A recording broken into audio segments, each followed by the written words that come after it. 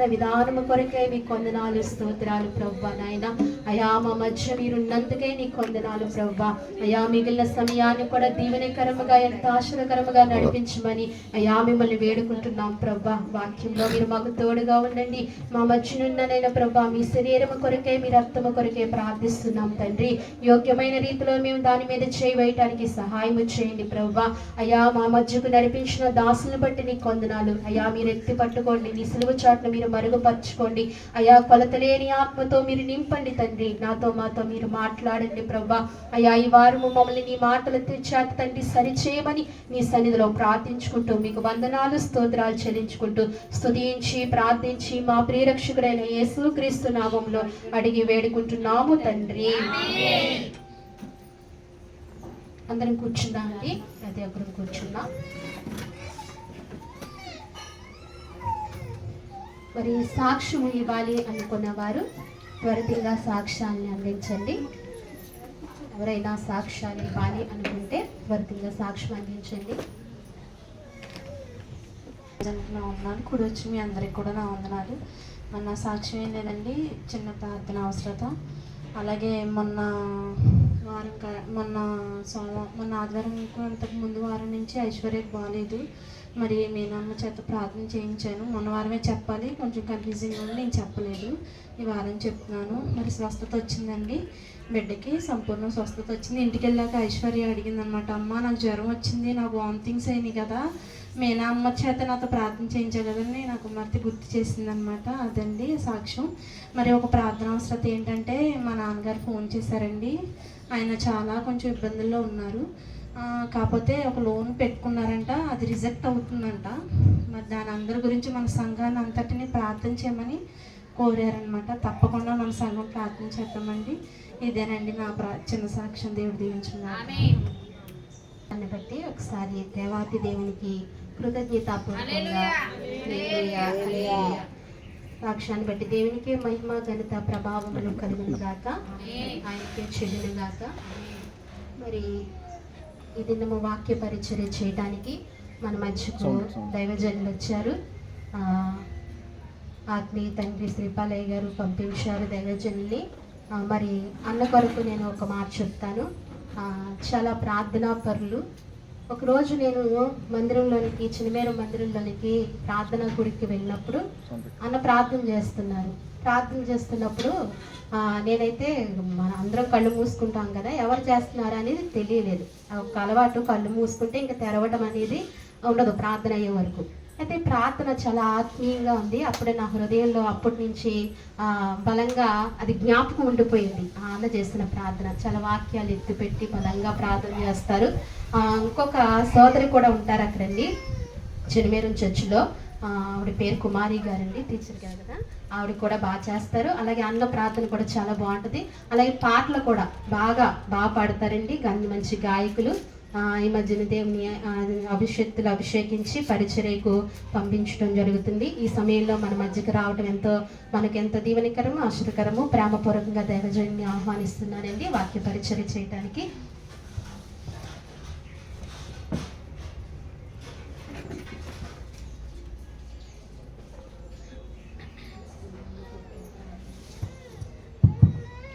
Praise the lord. Hallelujah. చాలా సంతోషంగా ఉంది మీ మధ్యకి రావటం. మీనాక్షి గారు ఇచ్చిన సాక్ష్యాన్ని బట్టి దేవునికి మహిమ కలుగును గాక. ఆమేన్. ప్రభు చాలా గొప్పవాడు అనిపిస్తుంది. ఎందుకంటే సహోదరి చెప్తా ఉంటుంటే పనికిరాని వారిని, ఎన్నిక లేని వారిని కూడా గణపరిచేటువంటి గొప్ప దేవుడు. ప్రభు అంటాడు కదా, నన్ను గణపరిచిన వారిని నేను గణపరుస్తాను. అది ఇక్కడ మాత్రమే కాదు కానీ ఆ రాజ్యంలో కూడా మనల్ని గణపరుస్తాడు. ఇక్కడ ప్రభువుని మనం గణపరచాలి. ఇక్కడ గణపరుస్తాడు, అక్కడ గణపరుస్తాడు. దూతల ఎదుట మనల్ని గణపరుస్తాడు. నేను అనుకుంటా ఉంటాను, ఎప్పుడు వాక్యంలో చెప్తా ఉంటాను, శ్రేష్టమైనటువంటి భక్తులు మనకి తెలుసు పరిశుద్ధ గ్రంథంలో. దైవజనటువంటి మోషే కానీ, దావీది కానీ, ప్రవక్తలలో, లేదా అలాగే అపోస్తులలో పేతురు కానీ, పౌలు కానీ, వీరు నడిచి వెళ్తూ ఉంటుంటే నేను అనుకుంటా ఉంటాం, ఒకవేళ దూతల పొరపాటు కూర్చుని ఉంటే గనక లేచి నిలబడతారు అనుకుంటా కదా. లేచి నిలబడతారా, నిలబడరా? తప్పనిసరిగా నిలబడతారు. ఎందుకని కదా? కాదు కాదు. స్టెఫన్ని రాళ్లతో కొడుతున్నప్పుడు సర్వాధికారి అయిన సృష్టికర్త లేచి నిలబడ్డాడంటే కదా, మరి వీరు నడిచి వెళ్తున్నప్పుడు వాళ్ళు నిలబడరా? ఎందుకని? భూమి మీద ప్రభు కొరకు వారు ఖర్చు అయిపోయారు గనక తప్పనిసరిగా నిలబడతారు. చాలా మంచిది.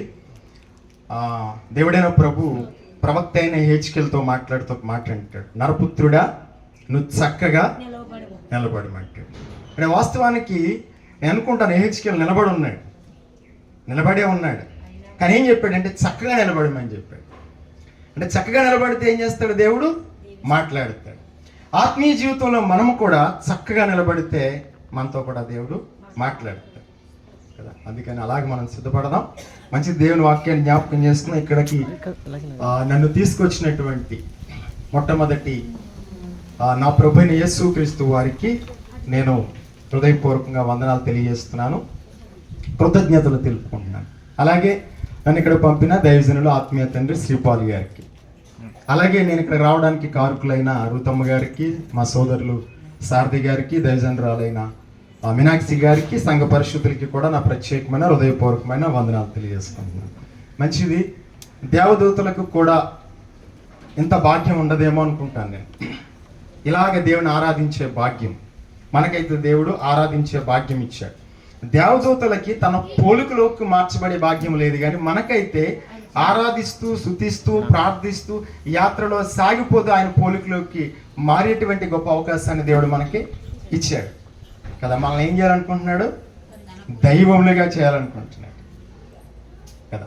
దైవములు క్రీస్తు పోలికలోనికి, క్రీస్తు ఎవరో సృష్టికర్త, ఆయన పోలికలోనికి మనం మార్చాలనుకుంటున్నాడు. చాలా సంతోషం. కొన్ని మాటలు జ్ఞాపకం చేసుకుందాం ఇది నా వాక్యం కొరకై.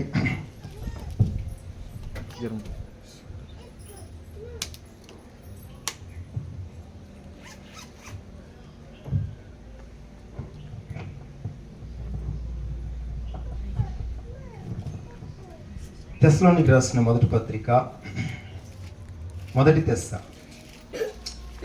లేదా దానికంటే పూర్వము మొదటి కొరింథీయులకు రాసిన మొదటి పత్రిక,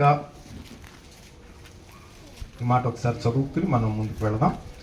కొరింథీయులకు రాసిన మొదటి పత్రిక మొదటి అధ్యాయము, కొరింథీయులకు రాసిన మొదటి పత్రిక మొదటి అధ్యాయము మనకు తెలిసిన వాక్యమే కదా. మొదటి కొరింథీ మొదటి అధ్యాయము, ఈ మాట మనం చదువుకున్నాం. 26వ వచనం. మొదటి కొరింథీ, సహోదరులారా సరిపోద్ది, ఇక్కడ వరకు సరిపోద్ది. ఇక్కడ దైవజనటువంటి పౌలు ఒక మాట చెప్తున్నాడు, సహోదరులారా మిమ్మల్ని పిలిచిన పిలుపును చూడుడి అంటాడు. అక్కడ చాలా మాటలు చెప్తాడు. లోకరీతిన మీలో జ్ఞానులైనను కదా. అక్కడ ఏం చెప్పాడంటే అది ఎలాగంటాడు, కాబట్టి మీలో లోకరీతిన జ్ఞానులైనను గనులైనను గొప్ప వంశము వారైనను అనేకులు పిలువబడలేదు గాని అంటాడు. అనేకులు పిలవలేదు. ఎవరిని పిలిచాడో కింద చెప్పాడు.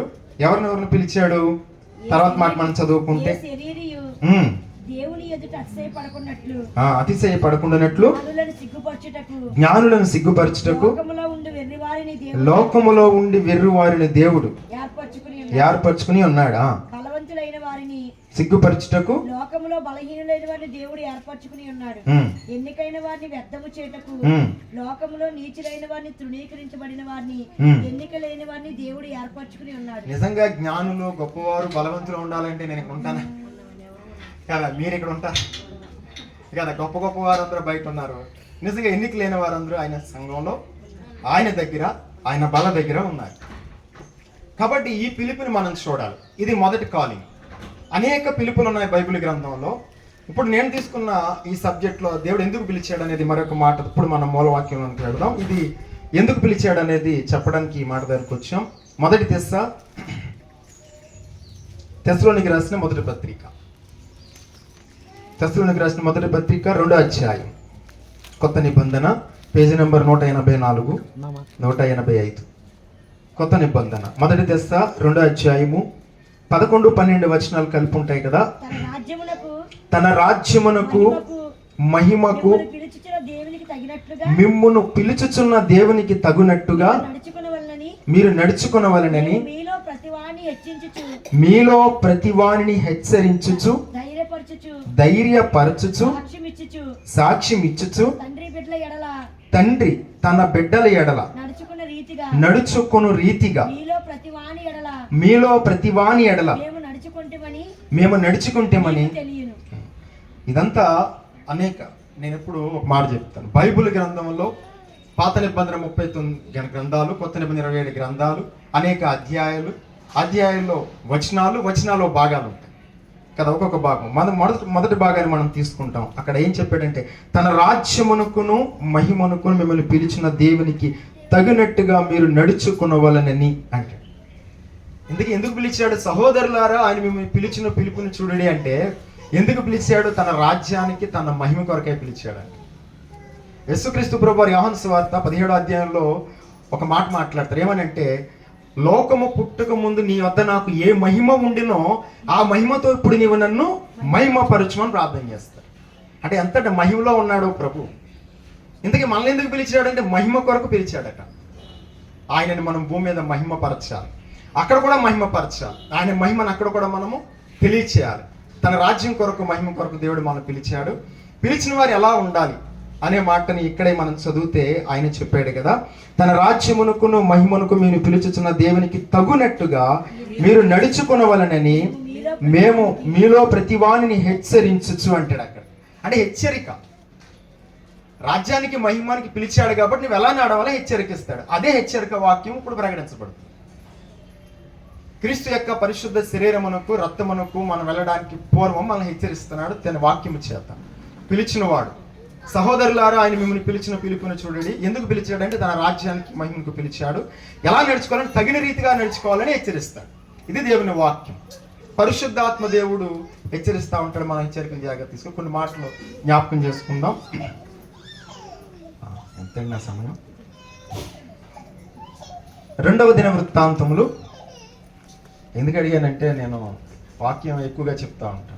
నాకు దైవజనులు పంపినప్పుడు 40-45 నిమిషాలు ఉండంటారు, నేను గంట దాటిపోతా ఉంటాను. మంచిది, ఈ మాట జ్ఞాపకం చేసుకుందాం. చూడండి, 2వ దిన వృత్తాంతములు అందరూ తీసుకున్నారు కదా. 29వ అధ్యాయం 5వ వచనం కానీ చదువుకుందాం. వారికి ఇలాగ ఆజ్ఞ ఇచ్చెను, లేవీయులారా నా మాట ఆలకించుడి. ఇప్పుడు మిమ్మును మీరు ప్రతిష్ఠించుకుని మీ పితరుల దేవుడైన యెహోవా మందిరమును ప్రతిష్ఠించి పరిశుద్ధ స్థలములో నుండి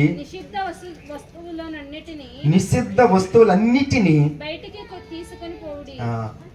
హిజ్కియా అనే రాజు, ఇశ్రాయేలు ప్రజలు, చెడిపోయినటువంటి ఇశ్రాయేలు ప్రజలు, పరిశుద్ధ స్థలం ఏమైపోయిందంటే పాడైపోయింది. అందులో నిషిద్ధమైన వస్తువులు అనేకం ఉన్నాయి, వాటినన్నీ బయటికి తీసుకుపోండి.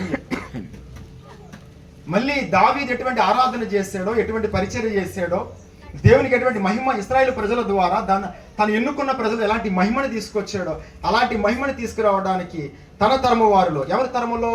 హిజ్కియా తరములో తను కూడా ఒక ప్రయత్నం చేస్తున్నాడు ప్రభు ఒక ఆత్మ చేత. ఆనాటికి ఇశ్రాయేలు సమాజంలో ఏమున్నాయి అని అంటే అక్కడ చెప్పినాడు మనకి కదా. 5వ వచనంలో భాగంలో మనం చూస్తే అక్కడ చెప్పబడిన మాట 5వ వచనంలో అంటాడు, వారికి ఇలాగ ఆజ్ఞ ఇచ్చెను, లేవీయులారా నా మాట ఆలకించుడి. అక్కడికి ఒక మాట. తర్వాత ప్రతిష్ఠించును. ఇశ్రాయేలు జనమే ప్రతిష్ఠితమైన జనం. అంటే ప్రతిష్ఠితమైన జనమే తప్పిపోయారు అన్నమాట. ఇశ్రాయేలు ఏం చేశాడు? ప్రతిష్ఠించుకున్నాడు. తనకి స్వకీయ జనముగా ఉండినట్లుగా ప్రతిష్ఠించుకున్నాడు. ఈనాడు ఎవరిని ప్రతిష్ఠించుకున్నాడు? మనల్ని ప్రతిష్ఠించుకున్నాడు. ఎందుకని? పరిశుద్ధ స్థలముగా ఉండటానికి, పరిశుద్ధంగా జీవించడానికి మనల్ని ప్రతిష్ఠించుకున్నాడు. వాస్తవానికి లోకంలో 800 కోట్ల మంది జనాభా ఉంటుండగా అందరిని ఆయనే పుట్టించాడు కదా. ప్రతివాడు కూడా దేవుని పోలికే. సందేహం ఏమన్నా ఉందా? యాకోబు పత్రికలో యాకోబు ఏమన్నాడు? సహోదరులారా, ఇదే నోటుతో దేవుని స్తుతింతుము, ఇదే నోటుతో దేవుని పోలికగా పుట్టిన మనుషుని శపించవచ్చునా?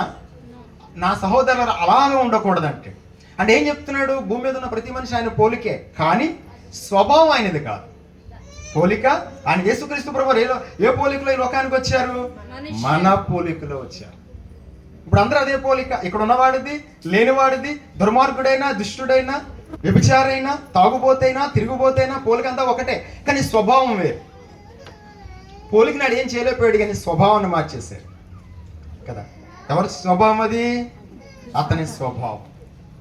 ఆ స్వభావాన్ని మార్చడానికి వచ్చాడు ఈయన. దుష్టుని యొక్క స్వభావంలో నుండి దైవ స్వభావంలోనికి మార్చడానికి వచ్చాడు కదా. నమ్ముకున్న వారిలో కూడా ఎక్కడైనా స్వభావం ఉంటుందేమో. దినదినము కూడా ఇలాగ కూర్చోబెట్టి నిత్యం కూడా తన వాక్యము చేత. అబ్రహాం అంటాడు, దేవుడు దేనికి శిల్పి నిర్మాణకుడు అయి ఉన్నాడు అంటాడు. ఆయన ఏం చేస్తాడు? శిల్పి అనమాట. శిల్పి పని ఏంటి? ఒక రాయిని ఇస్తే చెక్కడం. ఇదిగో చెక్తాడు ఆయన శిల్పి. సుత్తేది శానమేది? వాక్యం. ఈ వాక్యం ద్వారా చెక్తా ఉంటాడు అనమాట. చెక్కి సరి చేస్తాడు. చెక్కినప్పుడు ఏం కలుగుతుంది? బాధ కలుగుతుంది. చెక్కుతా ఉన్నప్పుడు బాధ కలుగుతూ ఉంటుంది. మరి బాధలు తెలవ. రాయి బాధపడదా? బాధపడతా ఉంటుంది. మనకే బాధలు కలుగుతాయి. అందుకే శ్రమలు తన మహిమ కొరకే. సహోదరులారా, ఆయన రాజ్యమునకు మహిమకు మిమ్మల్ని పిలిచిన పిలుపునికి తగినట్లుగా నడుచుకోండి అంటే. చెక్కినప్పుడు కలుగుతుంది మరి తప్పనిసరిగా. మన జీవితాలు మనం చెప్తా ఉంటాడు. పేదరికం ఉంటుంది, వ్యాధి ఉంటుంది, బాధ ఉంటుంది, ఇబ్బంది ఉంటుంది, ఇరుకు ఉంటుంది, శోధన ఉంటుంది, నింద ఉంటుంది, అవమానం ఉంటుంది, అనేకం ఉంటాయి. అవన్నీ సహిస్తేనే ఆయన చెప్తాడు. చాలామంది చెక్కనెవరు వెళ్ళిపోతూ ఉంటారు, బయటికి తప్పుకుంటూ ఉంటారు. ఎవరైతే ఆయన చేతిలో ఇమిడిపోతారో వాళ్ళని చెక్తాడు. అందరినీ చెక్కడం. అందరూ చెక్తే అందరూ కూడా పౌలు వలె అయిపోవాలిగా, దావీదు వలె అయిపోవాలి కదా. అది మారిపోవాలి. ఎందుకని మారట్లేదు? మనం ఏమడట్లేదు. దెబ్బకి అప్పా అని చెప్పి పక్క తప్పుకుంటున్నాం. కొట్టగానే కొడతా ఉంటాడు, చెక్తాడు. దేనితో? ప్రేమతో. ఎలా చెక్తాడు? ఆయన ఎలా ఉన్నాడు అలాగే చెక్కేస్తాడు. చివరికి చెక్కి చెక్కి చెక్కి చివరికి ఆయన వలే సేమ్ యేసు ప్రభు వారు నిలబెడతాడు. తండ్రి వద్దకు వెళ్ళినప్పుడు తండ్రి అంటాడు, కుమారుడు అంటాడు. ఎవరిని? ప్రభుని చూసి కాదు, మనల్ని చూసి. ఎందుకంటే ఆ విధంగా చెక్కాడు. అప్పుడు కుమారుడు అంటాడు, తండ్రి నేనంటాడు. నువ్వా? అసలు ఎక్కడ తేడా లేకుండా చెక్కావే అంటాడు. అలా చెక్కినప్పుడు ఎవరు కనపడతారు కదా? పౌలు కనపడతాడు. నేను యేసును పోలి నడుచుకున్న ప్రకారము కదా. నేను యేసును పోలి నడుచుకున్న ప్రకారం నడుచుకుంటున్నాడు భూమి మీద. నడుచుకున్న ప్రకారం ఎంతలా చెక్కేసి ఉంటాడు కదా. ఇద్దరు పక్క నిలబడితే పౌలుని కాకేస్తాడేమో కదా, నా కుమారుడా అని. తండ్రికి తెలియక, తండ్రికి తెలుసు. కానీ ఎలా చెక్కాడో మాట ద్వారా చెప్తాడు అనమాట. సో ఇక్కడ కొన్ని విషయాలు మనకి దినవృత్తాంతంలో హిజ్కియా ప్రవక్త మనకు చెప్తా ఉంటాడు. రాజు వారికి ఇలాగ ఆజ్ఞ ఇచ్చాను, లేవీయులారా నా మాట ఆలకించుడి. ఇప్పుడు మిమ్మల్ని మీరు ప్రతిష్ఠించుకుని మీ పితరుల దేవుడైన యెహోవా మందిరమును ప్రతిష్ఠించి పరిశుద్ధ స్థలంలో నుండి నిషిద్ధమైన వస్తువులన్నిటినీ బయటికి కొనుపోవుడి. మనము కూడా పరిశుద్ధ స్థలంలో నిషిద్ధమైన వస్తువులు బయటకు కొనుక్కోవాలి. ఇంతకే పరిశుద్ధ స్థలం అంటే? పరిశుద్ధ స్థలం అంటే నిర్గమాకాండ 25:8 ప్రకారం. నిర్గమాకాండ 25:8 తొందరగా చదవండి. నిర్గమాకాండ 25:8 చదువు. గంటే చదువు. మంచిగా చదువు ఫస్ట్ నుంచి. నేను చదువుతాను.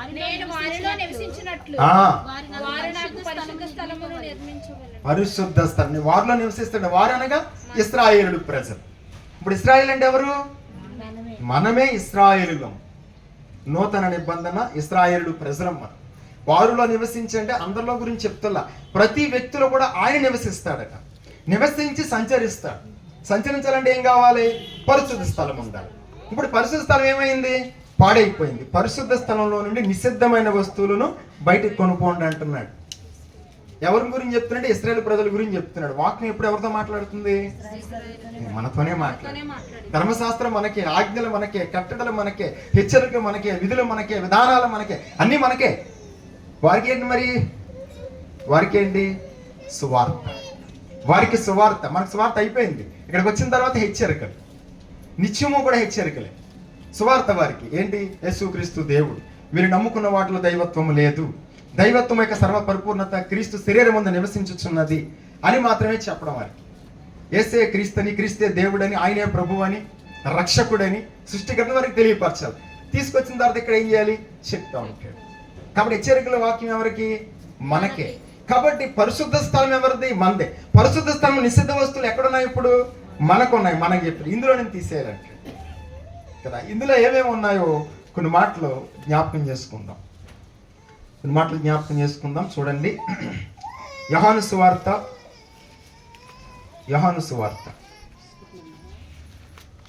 యోహాను సువార్తని మాట చదువుదామా? 2వ అధ్యాయం. యోహాను సువార్త 2వ అధ్యాయం.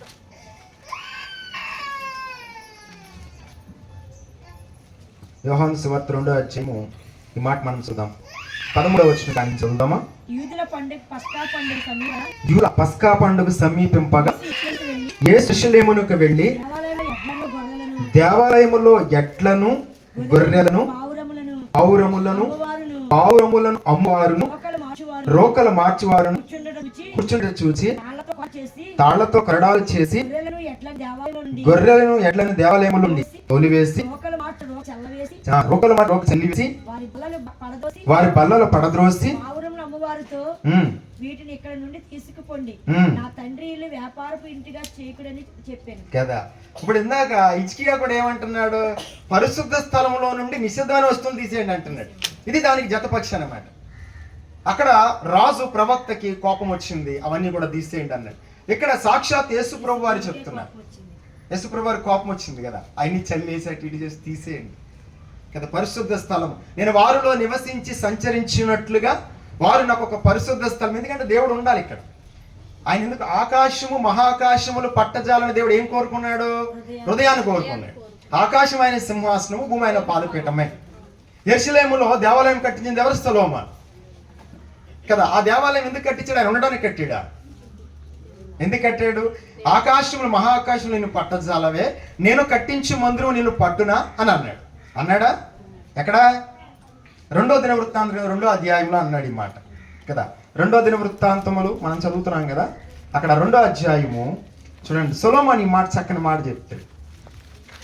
దీనికి తగిన కొన్ని వాక్యాలు, నేను వాక్యాలు కొంచెం ఎక్కువ చూపిస్తూ ఉంటాను, అట్టి తిప్పుతాను. ఇది మా అలవాటు, మా దైవజనులు అంటే మేమంతే, మాకు అలా అలవాటు అయిపోయింది కదా. ఆ ప్రత్యక్షత 2వ అధ్యాయం చూడమ్మా, 5వ వచనం.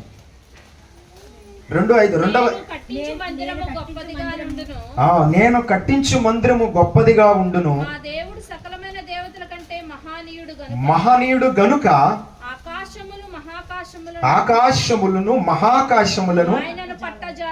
ఆకాశ మహాకాశములు కూడా పట్టజాలవు. కానీ సొలొమోను మందిరాన్ని కట్టాడు కదా. సొలొమోను మందిరాన్ని కట్టాడు.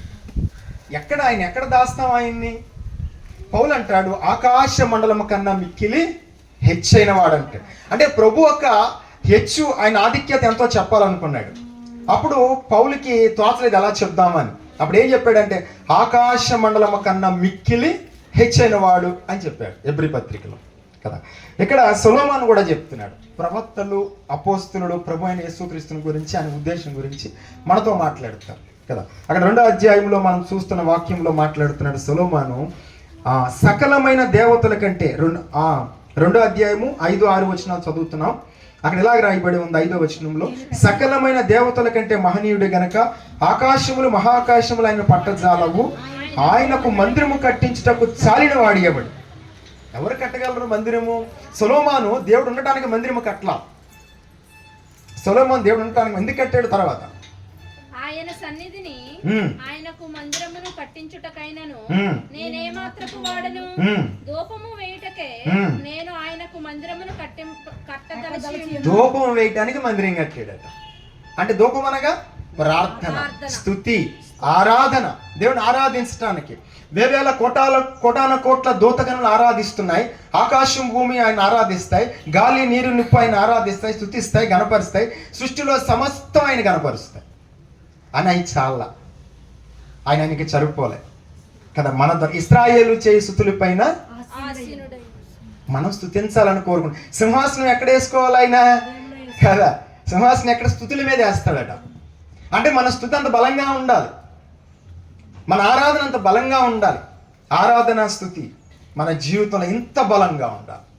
దాని మీద సింహాసనం కూడా నిలబడాలి కదా. దేవుణ్ణి, సృష్టికర్తని మోయగలిగినటువంటి ఆ స్థుతి మనం వేయగలగాలి, ఇవ్వగలగాలి ఆదివారపు ఆరాధనలో. అలాంటి స్థుతి ఆయనకి సమర్పించాలి. దానికోసం మందిరం కట్టాడు సొలొమోను. అదే మందిరాన్ని యేసు ప్రభు వారు కూడా కట్టాడు. సొలొమోను కంటే గొప్పవాడు కదా, ప్రవక్తల కంటే గొప్పవాడు, రాజుల కంటే గొప్పవాడు. సొలొమోను మందిరం కట్టాడు. ఈ సొలొమోను కూడా మందిరం కడుతున్నాడు, హృదయం అనే మందిరాన్ని కడుతున్నాడు. హల్లెలూయా. ఆమేన్. దేవునికి మహిమ కలుగునుగా. ఆకాశ మహాకాశాలు పట్టజాలన్న దేవుడు కదా ఎన్నిక లేని వారిని పిలుచుకుని, లోకంలో చాలా మంది ఉన్నారు. 1 కొరింథీ 1:26-27 ప్రకారం ఇందాక చదువుకున్నాం కదా. చాలా మంది ఉన్నారు, కానీ మనల్ని పిలుచుకున్నాడు కదా. నిజంగా ఇక్కడ ఉండాలంటే ప్రభువే కనుక ఈ లోకంలో మీలో లోకరీతిని అంటే నిజంగా శారద గారు, రూతమ్మ గారు, లేకపోతే మీరు మీనాక్షి గారు పిలవాలంటే హైటు, వెయిట్, చదువు అన్నీ ఉన్న వాళ్ళని చూసి పిలుచుకోవాలి కదా. మన అలాంటి వాళ్ళు పిలుస్తారా? మీరైతే అలాంటి వాళ్ళు రానిస్తారు ఇక్కడికి, అక్కడి నుంచి ఆయన ఎవరు వచ్చారు పంపించండి అంటే కదా. ఆయన కాబట్టి ఎక్కడి దాకా రానిచ్చాడు. అది దేవుని గొప్పతనం. మనలో ప్రతివాన్ని కూడా అలా పిలుచుకున్నాడు ఆయన. కానీ ఆయన పిలుచుకున్న ఉద్దేశం ఏంటి? తన రాజ్యమునకును మహిమనుకును పిలిచిన వాణి కదా పిలుపులకు తగినట్లుగా నడుచుకున్నాడు అంటాడు. తగినట్లుగా నడుచుకోవాలంటే పరిశుద్ధ స్థలంలో నుండి నిషిద్ధమైన వస్తువులను బయటికి కొనుక్కోండి. యేసుప్రభువారు యోహాను సువార్త 2:13 అదే చెప్తున్నారు. కోపడితే ఇవన్నీ తీసుకుని పోండి బయటకి అంటే. హెచ్కేల్ కూడా ఏమన్నాడంటే తీసుకుని పోండి అన్నాడు. హిజ్కియా రాజు బయటికి తీసేయాలి. ఎందుకంటే ఆయన ఎంత ఇష్టమో చూడండి, ఇక్కడికి వచ్చేయాలని ఆతృత, మనతో కూడా ఉండాలి, మనలో ఉండాలనేది యేసుప్రభువారి యొక్క తపన. తండ్రి అనే దేవుని యొక్క తపన, భూమి ఆకాశం సృష్టించిన దేవుని యొక్క తపన ఎంత బాగుంది చూడండి. మనల్ని పిలుచుకుని అక్కడ సొలొమోను చెప్తున్నాడు 6వ వచనంలో, ఆకాశములను మహాకాశములు ఆయన పట్టజాలవు, ఆయనకు మందిరమును కట్టించుటకు చాలిన వాడు ఎవడు, ఆయన సన్నిధిని ఆయనకు మందిరము కట్టించుటకైనను నేనేమాత్రపు వాడును, ధూపం వేయుటకే నేను ఆయనకు మందిరము కట్టదలిచి ఉన్నానంటే. ధూపం అనగా ప్రార్థన సమయంలో ప్రార్థన, ఆరాధన సమయంలో ఆరాధన. ఆరాధించాలనుకుంటున్నాడు దేవుణ్ణి. ఎలా ఆరాధిస్తాడు? మందిరంలోకి వెళ్ళి ఆరాధిస్తాడు. ఇప్పుడు మందిరం అనగా కదా, ఇప్పుడు మనం చదువుతున్నాం అదే. మనం యోహాను సువార్తలోకి రండి. యోహాను సువార్త 2వ అధ్యాయం కదా మనం చదువుతున్నాం. అద్భుతమైన దేవుని వాక్యము. యూదుల పస్కా పండుగ సమీపింపగా చదవమ్మ. యేసు యెరూషలేమునకు వెళ్ళి దేవాలయంలో ఎడ్లను గొర్రెలను పావురముల అమ్మవారిని రోకలు మార్చి వారిని కూర్చుండ చూచి రాళ్లతో కొరడాలు చేసి గొర్రెలను ఎడ్లని దేవాలయం తోలివేసి రోకలు మార్చి వారి రోకలు చెల్లివేసి వారి బల్లలు పడద్రోసి పావురులు అమ్మవారితో వీరు ఇక్కడ నుండి తీసుకుపోండి, నా తండ్రిని వ్యాపారపు ఇంటిగా చేయదని చెప్పాను.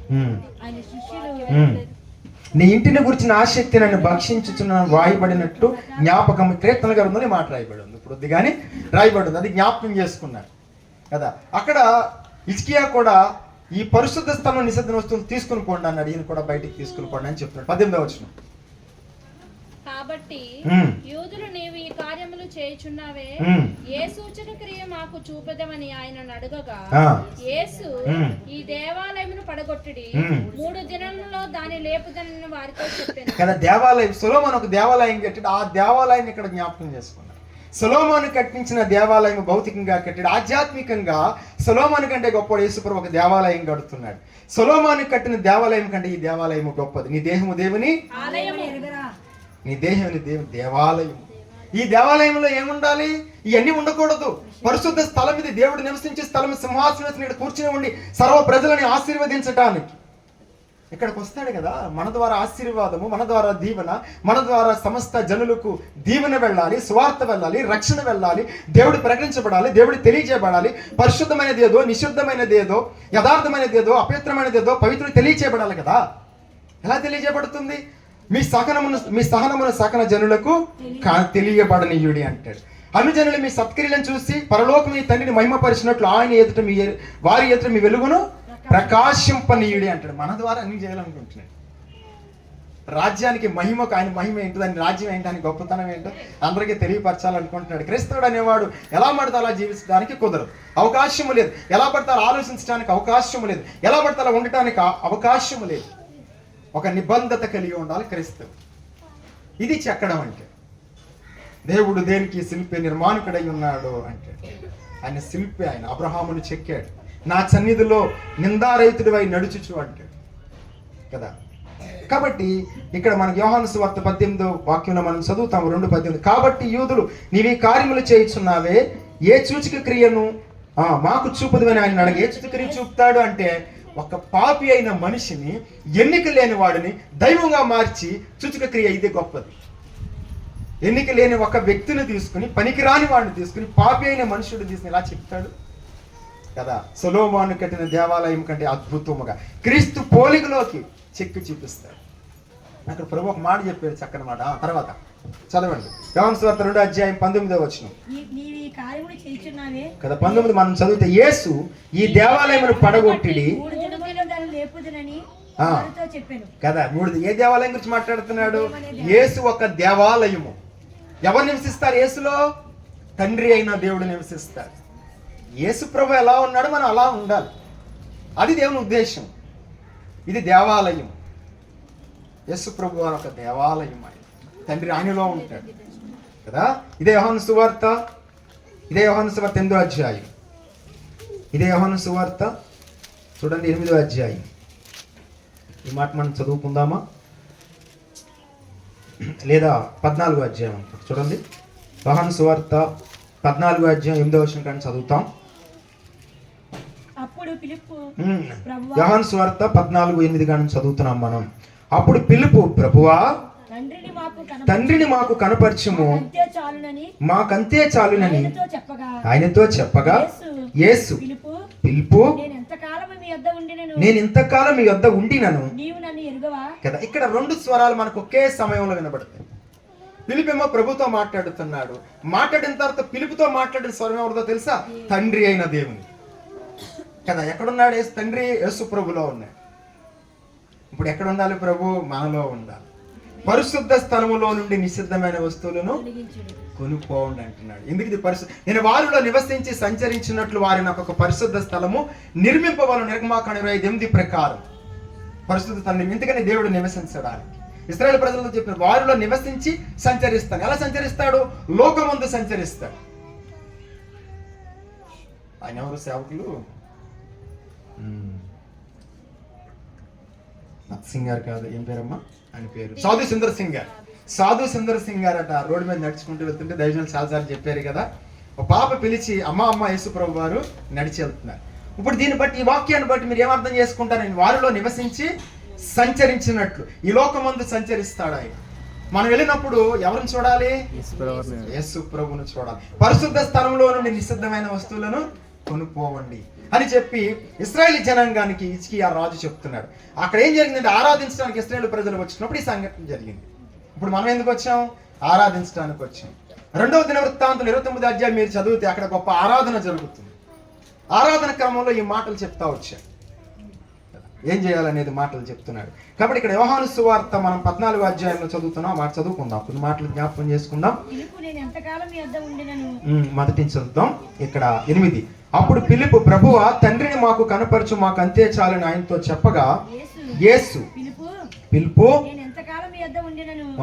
ఇక్కడ 2 మొదటి స్వరం యేసు. ఫిలిప్పు మాట్లాడిన తర్వాత ప్రభు మాట్లాడాడు.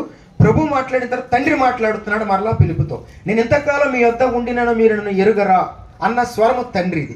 నన్ను చూచిన వాడు తండ్రిని చూచుచున్నాడు గనక తండ్రిని మాకు కనపరచము ఎలా చెప్పుచున్నావు? ఇది కుమారుని స్వరం. అంటే తండ్రి కుమారుడు కూడా ఏకకాలంలో మాట్లాడుతున్నారు. ఏకకాలంలో. హల్లెలూయా. ఇప్పుడు మనం మాట్లాడితే ఏకకాలంలో ప్రభు కూడా మనతో కలిపి ఉండాలి.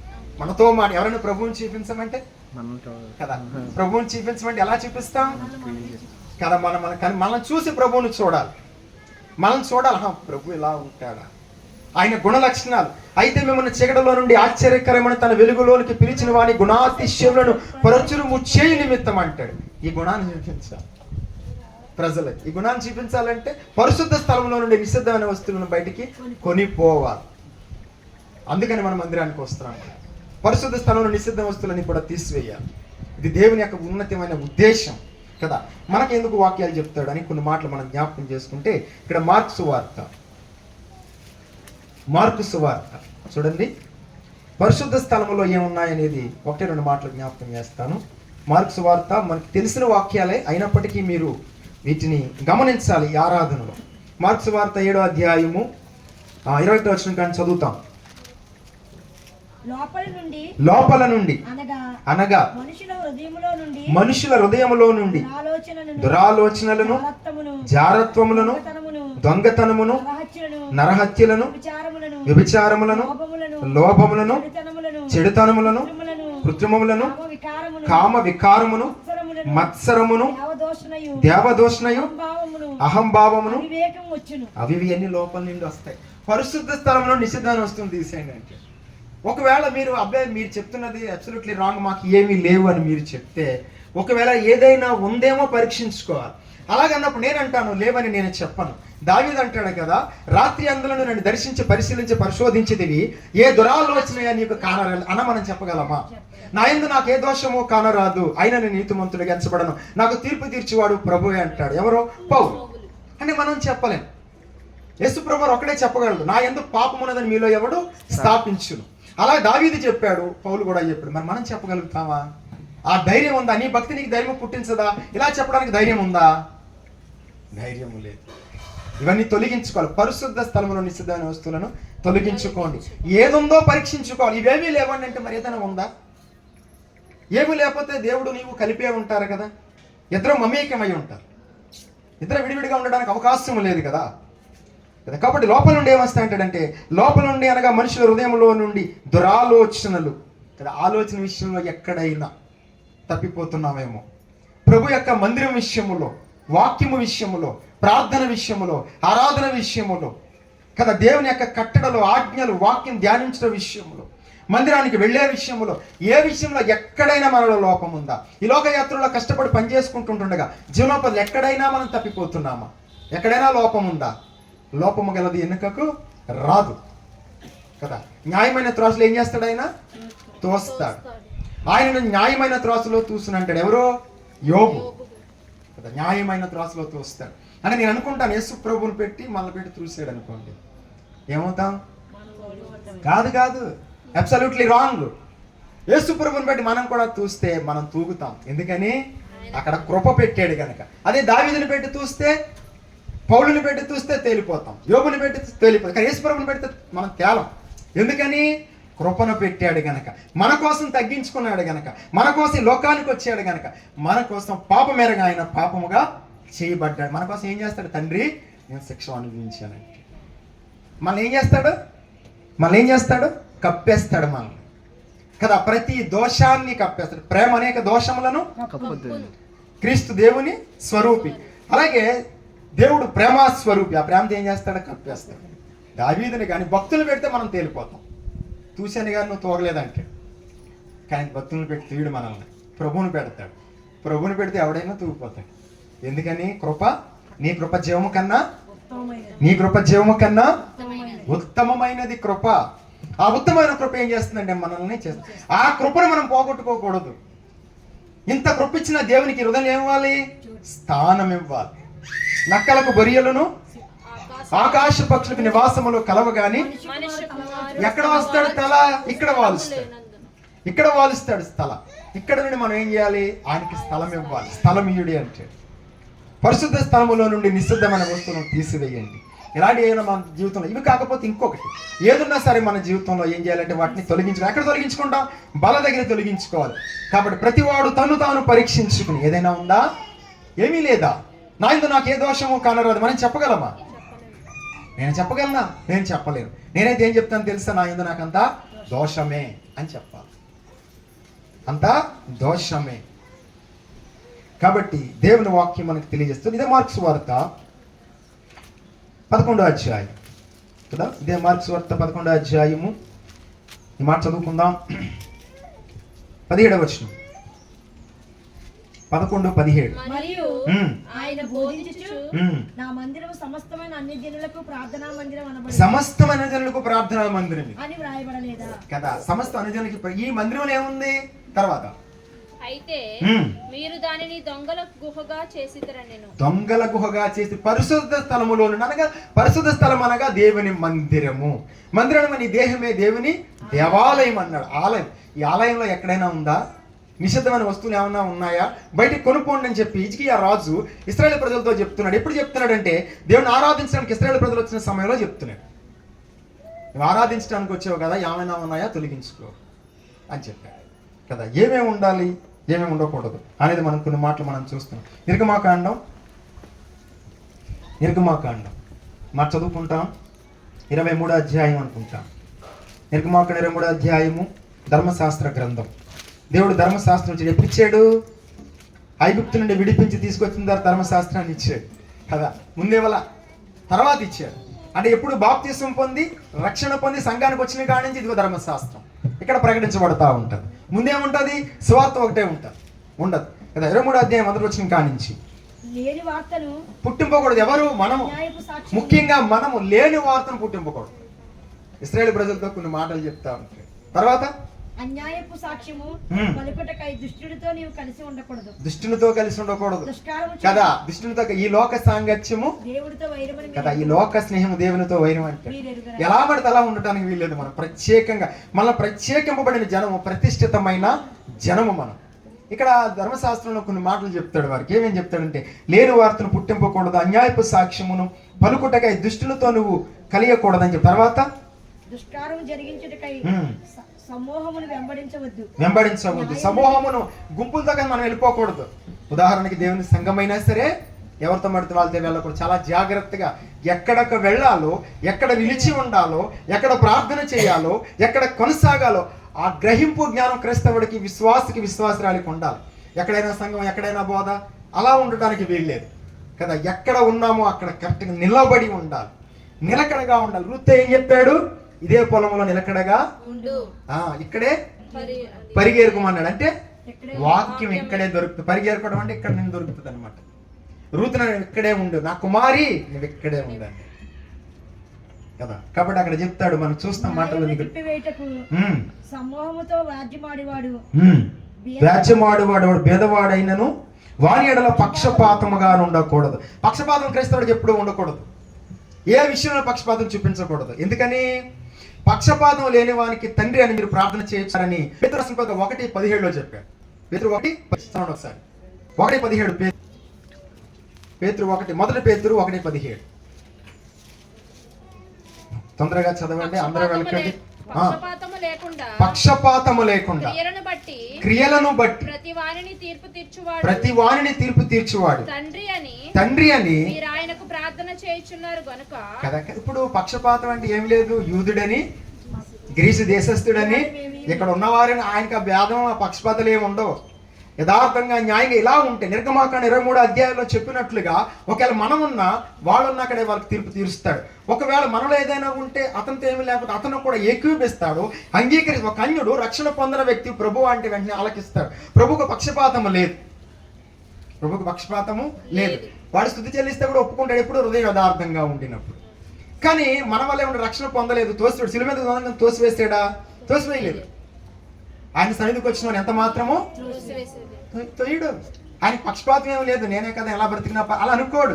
అలా అనుకుంటే వాక్యం అవసరం లేదు, నా బిడ్డలే కదా అని అనుకోడు కదా. ఇక్కడ చెప్తాడు మనకి ఎన్నో వచనం, అది 3వ వచనం, వ్యాజ్యమాడువాడు భేదవాడైన వాడి ఇలా పక్షపాతముగా ఉండకూడదని చెప్తాడు. తర్వాత నీ శత్రువుని ఎద్దునైనను గాడిదనైనను తప్పుపోవచ్చుండగా అది నీకు కనబడిన ఎడల అగత్యముగా దాన్ని తోలుకుని వచ్చి.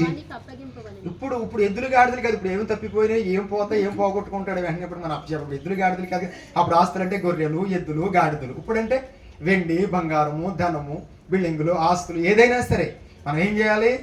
ఎవరైనా పోగొట్టుకుంటే వారికి అప్పగించి, మనకు దొరికితే వారికి అప్పగించాలి, మనకు తెలిస్తే వారికి చెప్పాలి. పక్షపాతం మనం చూపకూడదు. తమ్ముడని కదా, మనవారని, బంధువులని, మిత్రులని, మన సంఘస్థులని, మనవారని చూపకూడదు మనం. ఇది దేవుని యొక్క ధర్మశాస్త్ర గ్రంథం ఇది కదా. ఇవన్నీ ఈ విధంగా యథార్థంగా జీవించాలని. తర్వాత మాట 6వ వచనం, దరిద్రుని వ్యాజ్యములో న్యాయమును విడిచి తీర్పు తీర్చకూడదు. అబద్ధమునకు దూరముగా నుండుమంటే చంపకూడదు. అది కదా, ఎంత అద్భుతంగా చెప్తా ఉంటాడు. అంటే మనం ఎలా ఉండాలో చెప్తాడు అక్కడ. 6వ వచనం అంటాడు, దరిద్రుని వ్యాజ్యములో న్యాయము విడిచి తీర్పు తీర్చకూడదు, అబద్ధమునకు దూరముగా ఉండడు. అబద్ధం ఎప్పుడు దూరంగా ఉండాలి క్రైస్తవుడు కదా. ఆయన ఎవరు? అబద్ధమాడనేరని దేవుడు అనాథ కాలం ముందు వాగ్దానం చేశాడు. ఏమని?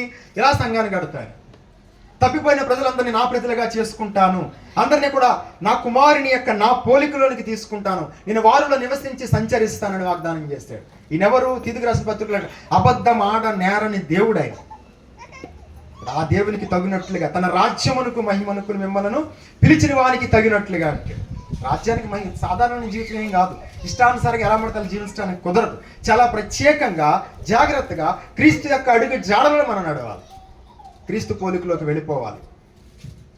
అక్కడ చెప్తున్న కొన్ని మాటలు మనం చదువుతా ఉన్నాం. తర్వాత మాట ఎన్నో వచనం, 7వ వచనంలో చెప్పాడు, అబద్ధమునకు దూరముగా నుండి నిరపరాధునైనను నీతిమంతునైన చంపకూడదని చెప్పి నేను దుష్టుని నిర్దోషినిగా ఎంచనని చెప్పి, తర్వాత లంచము తీసుకొనకూడదు, లంచము దుష్టిగల వానికి గుడ్డితనము కలుగచేసి నీతిమంతుల మాటలను అపార్థము చేయించు. మనం లంచం తీసుకుంటే వాక్యం ఏం చెప్తాం, సువార్త ఏం ప్రకటిస్తాం?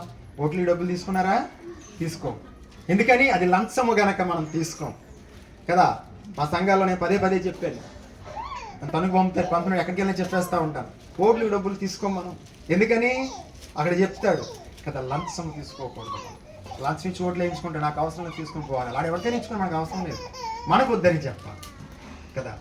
దేవుని చిత్తం ఇది మన అక్కడ చెప్తాడు చూడండి. ఎన్నో వచనమా? 8వ వచనమా? లంచము తీసుకునకూడదు, లంచము దృష్టి గల వానికి గురుడితనము. ఏంటి దృష్టి అంటే? యేసుక్రీస్తును చూసే కనుడు మనకి ఇచ్చాడు. ఎప్పుడైతే మనం తీసుకుంటామో మనకేమొస్తుంది? గుడ్డితనం. గుడ్డోడు ఇంకేం చూస్తాడు? గుడ్డోడు మనకి గుడ్డివాడికి ఇంకేం రాజు చూపుతాడు? వాడు చూసుకోగానే గుడ్డితనం వచ్చేస్తుంది కదా. ఇప్పుడు సంసోనికి ఎప్పుడు గుడ్డితనం వచ్చింది కదా? ఎప్పుడైతే వేషతో కలుసుకున్నాడో గుడ్డితనం వచ్చింది. ఎప్పుడైతే తప్పిపోయాడో దాని అర్థం ఏంటి? మార్గము తప్పిపోయాడు. వెంటనే సాతాను ఏం చేశాడు కదా, ఫిలిష్తీయులు ఏం చేశారు? కళ్ళు పీకేశారు. ఇప్పుడు మన కళ్ళు పీకేస్తాడు వెంటనే కదా. అది చెప్పాడు అక్కడ, అద్భుతంగా చెప్పాడు. 8వ వచనం అనుకుంటా. లంచము తీసుకునకూడదు, లంచము తీసుకొనకూడదు, లంచము దృష్టిగల వాణ్ణి గుడ్డితనము కలుగచేసి నీతిమంతుల మాటలను అపార్థము చేయించును కదా. అపార్థం. ఇంకా నీతిమంతుడు లేడు, ఒక్కడునో లేడు. రక్తంలో కడిగిన వారు నీతిమంతులు. మన మాటలకు అపార్థం చేస్తా, ఈ కౌర్లు చెప్తాడు కానీ ఈ జీవితం మనకు తెలుదా అని చెప్తారు. ఎక్కడ మనం సాక్ష్యం ఇస్తాం కదా? నేటి వరకు కేవలం మంచి మనస్సాక్షి గలవాడు నేను ఎదుట నడుచుకుంటే అంటాడు పౌలు. నేటి వరకు ఎలాంటి సాక్ష్యం? మంచి మనస్సాక్షి, క్రైస్తుడిగా సాక్ష్యం ఉండాలి. తక్కువ అయితే ఏం చేయాలి? ప్రభుని అడగాలి, ప్రభు నాకు ఇది సరిపోదనాలి కదా. ఇశ్రాయేలు ప్రజలు ఏం చేశాడు? తక్కువ అయితే వెంటనే పోషించాడు, సంరక్షించాడు. 40 ఏండ్ల కాలం అరణ్య యాత్రలో వారికి ఏమీ తక్కువ కాలేదు, ఏమి తక్కువ కాలేదట. నెహెమ్యా గ్రంథం 9వ అధ్యాయంలో చెప్తాడు. నెహెమ్యా ప్రార్థన చేస్తూ ఇశ్రాయేలు యెడల ఆయన చేసిన కార్యాలను చెప్పుకుంటూ వెళ్తాడు ప్రార్థనలు కదా. నీతిమంతుడు తప్పిపోవట, భిక్షమెత్తుట నేను చూడలేదంటాడు దావీదు. నీతిమంతుడు ఎప్పుడు తప్పిపోడు. కొంతకాలం కష్టాలు ఉంటాయి, ఇబ్బందులు ఉంటాయి, ఇరుకులు ఉంటాయి, ఆకలి ఉంటుంది కదా. ఆకలి దప్పులు గలవారు కాబట్టి ఎక్కడ దేవుడు ఒప్పుకోడు, అంగీకరించాడు. మనం ఎలా ఉండాలనుకో, ఎందుకని? ఆయన మనలో ఉండాలనుకుంటున్నాడు. నిషిద్ధమని ఏదో ఉండడానికి ఒప్పుకోడు. ఇది పరిశుద్ధ స్థలం, ఇది పరిశుద్ధ స్థలంలో నుండి నిషిద్ధమైన వస్తువులను కొనుక్కోండి అన్నాడు హిజ్కియా రాజు. ఎవరితో చెప్తున్నాడు? ఆరాధన చేయడానికి వచ్చిన వారితో చెప్తున్నాడు. ఇది ఆరాధన కదా. కాబట్టి అక్కడ 2 మాటలు చదువుకుని మనం ముందుకు వెళదాం. 9వ వచనం, పరదేశిని బాధింపకూడదు. పరదేశి మనస్సు ఎట్లుండనో మీరు ఎరుగుదురు. మీరు ఐగుప్తి దేశంలో పరదేశులై ఉంటిరి కదా. అంటే ఎవరిని బాధ పెట్టొద్దని, మన వాళ్ళు ఎవరికి బాధ కలగకూడదు. తర్వాత మాట, 6 సంవత్సరములు మీ భూమిని విత్తి దాని పంట కూర్చుకొనవలెను, 7 సంవత్సరములు దాని బీడు భూమిగా వదలవలెను. అప్పుడు నీ ప్రజలలోని బీదలు తీసిన తర్వాత మిగిలినది అడవి మృగములు తినవచ్చును. నీ ద్రాక్ష తోట విషములోను నీ ఒలివ తోట విషములోను అలాగునే చేయవలెను. తర్వాత 6 దినములు నీ పనులు చేసి నీ ఎద్దును, నీ గాడిదను, నీ దాసి కుమారులను పరదేశీయు విశ్రమించినట్లు 7వ దినమున ఊరకుండవలెను. 7వ దినం విశ్రాంతి దినము, అదే పునరుద్ధాన దినము. ఆదివారపు ఆరాధన. పాత నిబంధన ఇశ్రాయేలుకి శనివారం అయితే మనకి ఆదివారం విశ్రాంతి దినము. ఈ దినం మనం ఏ పని కూడా చేయకూడదు, ఈ విశ్రాంతి దినం ఇది కదా. లేవికాండము మాటలు మనం కొన్ని మాటలు జ్ఞాపకం చేసుకుందాం. 23వ అధ్యాయం, లేవికాండం 23వ అధ్యాయము, లేవికాండం 23వ అధ్యాయం 26వ వచనం కానించి. మరియు యెహోవా మోషేకు ఇలాగు సెలవిచ్చెను, ఈ 7వ నెల 10వ దినమున పాపము నిమిత్తమైన ప్రాయశ్చిత్త దినము. అందులో మీరు పరిశుద్ధ సంఘముగా కూడవలెను. మిమ్మును మీరు దుఃఖపరుచుకొని యెహోవాకు హోమము చేయవలెను. అదే ఆదివారపు ఆరాధన ఇక్కడికి తీసుకొస్తున్నాడు. ఏం చేయాలి అనే విషయం అక్కడ చెప్తున్నాడు.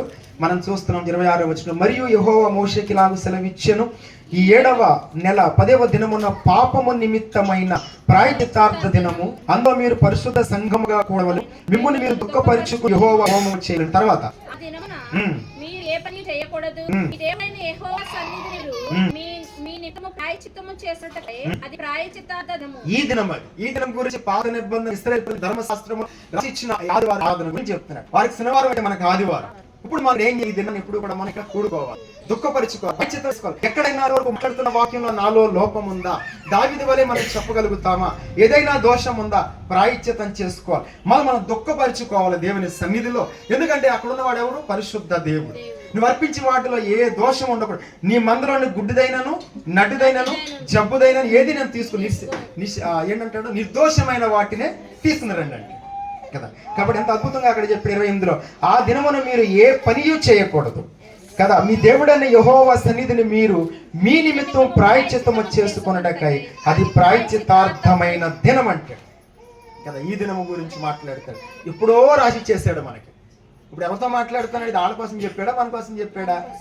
మన కోసం చెప్పాడు. ఈ వాక్యం ఎవరి కోసం? ఇప్పుడు ఎవరితో మాట్లాడుతున్నా వాక్యం ద్వారా? ద్వితీయోపదేశ కాండము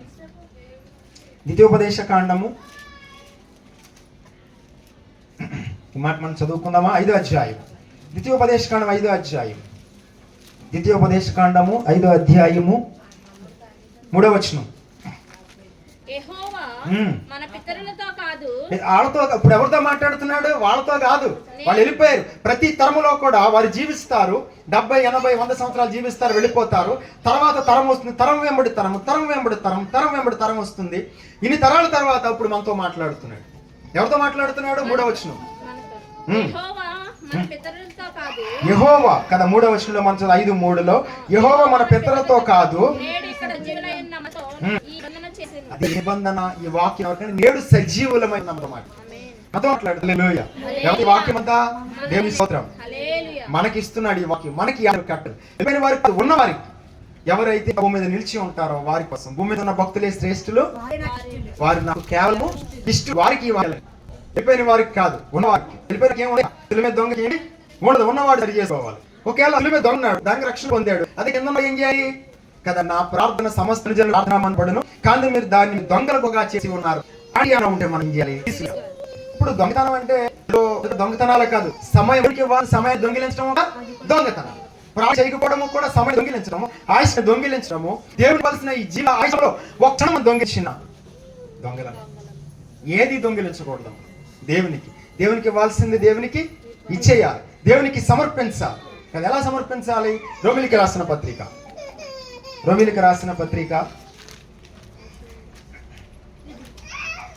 రోమాపత్రిక 12వ అధ్యాయం. రోమా 12:1. చదవండి. కాబట్టి సహోదరులారా పరిశుద్ధమును దేవునికి అనుకూలమునైన సజీవ యాగముగా మీ శరీరములను ఆయనకు సమర్పించుకొనుడని దేవుని వాత్సల్యతను బట్టి మిమ్మును బతిమాలుకొనుచున్నానా. ఇట్టి సేవ కదా. ఇట్టి సేవ దేవునికి ఎలా సమర్పించుకోవాలట అక్కడ చెప్తాడు. ఇక్కడ చూడండి, నేను చదువుతున్నాను. కాబట్టి సహోదరులారా పరిశుద్ధమును. మన వాక్య మూల సారాంశం ఏంటి? పరిశుద్ధ స్థలములో నుండి నిషిద్ధమైన వస్తువును తీసివేయండి అంటే. పరిశుద్ధ స్థలం అంటే నేను వారిలో నివసించి సంచరించినట్లుగా వారు నాకు ఒక పరిశుద్ధ స్థలము నిర్మింపవలెను అంటాడు. సంచరిస్తాడు అంటే హృదయం గురించి మాట్లాడతాడు. కుమారుడు అని హృదయం నాకు ఇవ్వంటాడు. హృదయం ఇస్తే ఏం చేస్తాడు? దాన్ని బాగు చేస్తాడు కదా. ఎవరైనా డబ్బులు అడుగుతాడు కదా, ప్రభు అడుగుతాడు, నేను హృదయాన్ని అడిగాడు. నేను అంత ఇచ్చిన ఆయన తీసుకోడు, సేవ నిమిత్తమే అదంతా కూడా. హృదయానికి దేవుడికి ఏం కావాలంటే పౌలు చెప్తాడు, అదే చెప్పాడు. కాబట్టి సహోదరులారా పరిశుద్ధమును దేవునికి అనుకూలమైన సజీవ యాగముగా మీ శరీరమును ఆయనకు సమర్పించుకొనుడని దేవుని వాత్సల్యతను బట్టి మేము బతిమాలుకొనుచున్నాను. ఇట్టి సేవ మీకు యుక్తమై ఉన్నది. ఇది సేవ. ప్రతివారు సేవ చేయాలి కదా. అన్న ఎటువంటి సేవ చేసింది? రేయింబగుళ్ళో మానక ఉపవాస ప్రార్థన చేస్తూ వచ్చిన దేవాలయం విడవ. అది సేవ. సంఘములో ఉండటము, వాక్యము వినటము, ప్రార్థన చేయటము, ఆరాధించటము, సువార్త ప్రకటించటము, మందిరానికి క్రమంగా వెళ్ళటము, ఆదివారపు ఆరాధనలో ఉండటము, నీ యొక్క కూడికల్లో ఉండటము, ఇది సేవ. ఈ సేవ లాంటిది యుక్తమైన, అక్కడ చెప్తాడు కదా, ఇట్టి సేవ యుక్తమైనది. తర్వాత మాట, మీరు ఈ లోక మర్యాదను అనుసరింపక ఉత్తమమును అనుకూలమును సంపూర్ణమై ఉన్న దేవుని చిత్తమేదో పరీక్షించి తెలుసుకున్నట్లు మీ మనసు మారి నూతన మగుట వలన రూపాంతరము ఇది రూపాంతరం పొందడానికి ఇది అవకాశం. ఇలా రూపాంతరము పొందాలి. కాబట్టి పరిశుద్ధ స్థలంలో నిషిద్ధమైన వస్తువులను తీసేయాలి కదా. నా మందిరము సమస్త అనుజనులకు ప్రార్థనా మందిరం అనబడిందని చెప్పి అక్కడైతే పావురములను కదా వాళ్ళందరినీ కూడా రోకలు అమ్మేవారిని బయటికి గెంటేశారు. నా తండ్రి ఇల్లును వ్యాపారపు టిల్లిగా చేయకూడదు. అంటే లోకములో ఉన్నటువంటి ఆశలు మనకు ఉండకూడదు. దేవుని వ్యాపార పరంగా మనం చూడకూడదు. దేవునికి ఇవ్వాల్సిన దేవునికి ఇచ్చేయాలి. కైసరవకును దేవునికి చెల్లించుడి అంటాడు. దేవునికి ఇవ్వాల్సిన సమయాన్ని దేవునికి ఇచ్చాడు. దేవుని జీవితం ఇది. ఆయన ప్రాణం పెట్టి మనకి ఇచ్చిన జీవమన కృప వరం అన్నాడు. జీవమన కృపా వరములు అంటాడు. అంటే ఈ జీవితం యొక్క కృప. ఈ జీవితాన్ని దేవుడు మనకి ఇవ్వడానికి ఏం చేశాడంటే సిలువలో నలిగిపోతూ వచ్చాడు కదా. పాపం మెరగన ఆయన ఏం చేశాడు? పాపముగా చేయబడ్డాడు. కొరింథీయులకు రాసిన పత్రిక, మన కోసం ఆయన నలిగిపోతూ వచ్చాడు కదా. కొరింథీ పత్రిక ఈ మాట మనం చదువుతాం కదా. 2వ కొరింథీ అనుకుంటున్నాను. ఒక మాట చూద్దాం. ఈ మాట చదువు. 1-2 మాటలు నేను చూపించి ముగిస్తాను. ముందుకు వెళ్ళిపోదాం, టైం అయిపోతుంది. 2వ కొరింథీ 5వ అధ్యాయం 5:21. 2వ కొరింథీ 5:21. 2వ కొరింథీ ఎందుకనగా మనము ఆయన యందు దేవుని నీతి అగునట్లు పాపమెరుగని ఆయనను మన కోసము పాపముగా చేశాడు. ఎందుకనగా అంటే మనం పరిశుద్ధ స్థలముగా ఉండుటకి. ఎందుకు మనం పరిశుద్ధ స్థలంగా ఉండాలనుకున్నాను. నేను వారిలో నివసించి సంచరించినట్లు కదా. నక్కలకు గొర్రెలు ఆకాశ పక్షులకు నివాసములు కలవంటి. ఆకాశం ఆయన సింహాసనము, భూమి ఆయన పాదపీఠం కదా. ఆయనకి లోటు ఏంటి? కానీ ఎందుకనగా అంటే ఇది పరిశుద్ధ స్థలముగా ఉండాలి. నా మందిరము సమస్త అనుజనులకు ప్రార్థనా మందిరం అనబడినట్టు. అందరి కొరకు ప్రార్థించాలి. అందరిలో ప్రభువును కనపరచాలి. ప్రభు అనుజనులకి తెలియదు, వాక్యం వారికి తెలియదు, చెప్పినా నమ్మరు. కానీ ఎలా తెలుసుకోవాలి? మనల్ని బట్టి తెలుసుకోవాలి, మనల్ని చూసి తెలుసుకోవాలి. మనతో మాట్లాడితే అందరిలాగా ఈయన లేడే, అందరిలాగా ఈమె లేదే, ఈయన ప్రవర్తన, ఈయన క్రియ, ఈయన మాట, ఈయన చూపు అందరి వల్లే లేదే, ఏదో తేడా కొడుతుంది అనుకోవాలి కదా. వాక్యం చదవరు, వాక్యం వినరు, సువార్త సభలకు వెళ్ళరు, అంగీకరించరు. కానీ మనతో కలిసి నివసిస్తారు. అప్పుడు మన పరిస్థితి, మన యొక్క స్థితులను బట్టి, మన క్రియలను బట్టి వారు తెలుసుకుంటారు. అప్పుడు దేవునికి మహిమ కలుగుతుంది. తన రాజ్యమునకును మహిమనుకును పిలిచిన వాని యొక్క గుణ కదా. చక్కని మాట చెప్పాడు కదా. మొదటి తెస్సలో చెప్పాడు మన మూల వాక్యము తగినట్లుగా అంటాడు. మొదటి తెస్స మన మూల వాక్యంలోకి వచ్చేయండి. 2:11 తన రాజ్యమునకును మిమ్మల్ని పిలుచుచున్న దేవునికి తగినట్లుగా మీరు నడుచుకునవలెనని మేము మీలో ప్రతివాన్ని హెచ్చరించుచు ధైర్యపరచుచు సాక్ష్యం ఇచ్చుచు తండ్రి తన బిడ్డల ఎడల నడుచుకున్న రీతిగా మీలో ప్రతివాని ఎడల మేము నడుచుకున్నాం కదా. ఇప్పుడు వచ్చేయండి 2వ దినవృత్తాంతాలు 29వ అధ్యాయం ముగిస్తాను. నాకు ఇచ్చిన టైం అయిపోతుంది. చూద్దాం, చూడండి. 29వ అధ్యాయము 6వ వచనం చదువుకుందాం. 6వ వచనం కాదు. మన పితరులు ద్రోహులై దేవుడని యెహోవా దృష్టికి చెడు నడతలను నడిచి ఆయనను విసర్జించి ఆయన నివాసమునకు పెడముఖము పెట్టుకుని దాన్ని అలక్ష్యము చేసిరి. ఇది కదా. పెడముఖం పెట్టుకున్నారంట. అంటే మందిరానికి, దేవునికి, వాక్యానికి, ప్రార్థనకి, ఆరాధనకి, వాక్య ధ్యానానికి పెడముఖం ఎప్పుడు ఉండకూడదు. మనకి ఇశ్రాయేలు ప్రజలు ఎందుకు ఏం చేశారు అంటే 5వ వచనంలో మనం చదువుకున్న తర్వాత 6వ వచనం మనకు వచ్చినప్పుడు 2వ దినవృత్తం 29వ అధ్యాయములో ఇలాగంటాడు. వారికి ఇలాగ ఆజ్ఞ ఇచ్చెను, లేవీయులారా నా మాట ఆలకించుడు. ఎవరు? హిజ్కియా రాజు ఇశ్రాయేలు ప్రజలతో మాట్లాడుతున్నాడు. ఇప్పుడు మిమ్మల్ని మీరు ప్రతిష్ఠించుకుని మీ పితరుల దేవుడైన యెహోవా మందిరమును ప్రతిష్ఠించి పరిశుద్ధ స్థలములో నుండి నిషిద్ధమైన వస్తువులన్నిటిని బయటికి కొనుపోవుడి. మన పితరులు ద్రోహులై దేవుడైన యెహోవా దృష్టికి చెడునడతలను నడిచి ఆయనని విసర్జించి ఆయన నివాసమునకు పెడముఖము పెట్టుకుని దానిని అలక్ష్యము చేసిరి. మనం అలా ఉండకూడదు. ఎందుకని అలాంటి పరిస్థితి ఏర్పడిందంటే పరిశుద్ధ స్థలంలో నిషిద్ధమైన వస్తువులు ఉన్నాయి కాబట్టి అలా ఉండకూడదని హిజ్కియా రాజు అక్కడ చెప్తున్నాడు. తర్వాత మాట కదా ఇక్కడ మనం చదువుకుందాం. అది కాదమ్మా, ఇంకో మాట చదువు. 29వ అధ్యాయం 29 20వ వచనం చదువుకుందామా. 29, 20 రెండవ దినవృత్తాంతం. అప్పుడు రాజైన హిజ్కియా ఆ.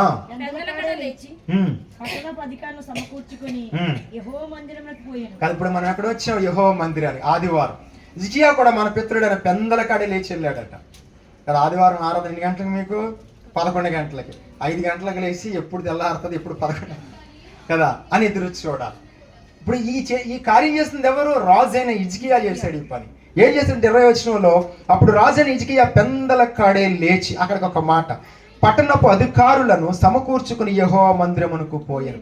అనేక మంది సమకూర్చుకుని వెళ్ళినట్టుగా చూస్తాం మనం రాజు అయిన హిజ్కియా కదా. మన జీవితంలో నూతన నిబంధన ఇశ్రాయేలు ప్రజలము. ఇప్పుడు మనం ఎవరో రాజులైనా రాజులు మనమే. ఇప్పుడు హిజ్కియాలు మనమే ఈ పనులన్నీ చేయాలి, మనమే అందరికీ చెప్పుకోవాలి. ఇంకా పోతే మనకు మనమే ఎలా చెప్పుకోవాలి? నా ప్రాణమా యెహోవాను సన్నిధించుము అని దావీదు తన ప్రాణంతో చెప్పుకున్నట్లుగా, నా ప్రాణమా పరిశుద్ధ స్థలములో నుండి నిషిద్ధమైన వస్తువులను బయటికి తీసివేయి అని చెప్పాలి. ఎవరెవరితో చెప్పుకోవాలి? మనతో. కొంతమంది ఈ లోకంలో నడుచుకుంటూ మాట్లాడుకుంటూ ఉంటారు. ఏంటి పిచ్చివాడా అనుకుంటాం. అలా అనుకుంటే దావీదు కూడా పిచ్చివాడే. నిత్యము తనను తాను మాట్లాడుకుంటూ యెహోవాను సన్నిధించుము, నా ప్రాణమా నా అంతరంగమైన సమస్తమైన పరిశుద్ధ నామమును కీర్తించుము, ఆయన చేసిన ఉపకారంలో దేనిని ఏం చెప్పుకున్నాడో తనలో తాను చెప్పుకున్నాడు. అంటే ఏమనుకుంటారు? దావీదుని చూసి ఏమనుకోవచ్చు? ఆనాటి జనాంగము పిచ్చోడు అనుకోవచ్చు కదా. మనం మనతో చెప్పుకోవాలి, నా ప్రాణమా ఇది ఉంది కదా, దీన్ని తీసేయి, దీన్ని తీసి పక్కన పడేయి. యెహోవా సన్నిధికి పెడముఖం పెట్టుకోకు, దేవుని మీద పెడముఖం పెట్టుకోకు. ఉదయకాలం లేవడానికి, ప్రార్థించడానికి, ఆరాధించడానికి, సన్నిధికి వెళ్ళడానికి, సమాజంగా కూడుకోవడానికి, ఆజ్ఞలను, కట్టడలు, విధి విధానాలను అనుసరించడానికి, ధర్మశాస్త్రాన్ని ధ్యానించడానికి పెడముఖం పెట్టుకోకు. ప్రతి విషయంలో పెడముఖం పెట్టుకోకు. పరిగెత్తుకుంటా వెళ్ళు. నా పరుగు ఏది? ఇది ఎక్కడున్నావు? నడుత్తం కాదు, ఇక్కడ పరుగులో ఉన్నాం. పరుగులోకి వచ్చిన తర్వాత అక్కడ అంటాడు కదా, చదువు 20వ వచనం చదవమ్మా. అప్పుడు హిజ్కియా పెందల కాడ లేచి పట్టణ అధికారులను సమకూర్చుకుని యెహోవా మందిరమునకు పోయిన తర్వాత మాట, రాజ్యము కొరకును పరిశుద్ధ స్థలము కొరకును యోదావారి కొరకును పాప పరిహార్థ బలి చేయుటకై 7 కోడెలను 7 పొట్టేళ్లను 7 గొర్రె పిల్లలను 7 మేకపోతులను వారు తెచ్చి గనుక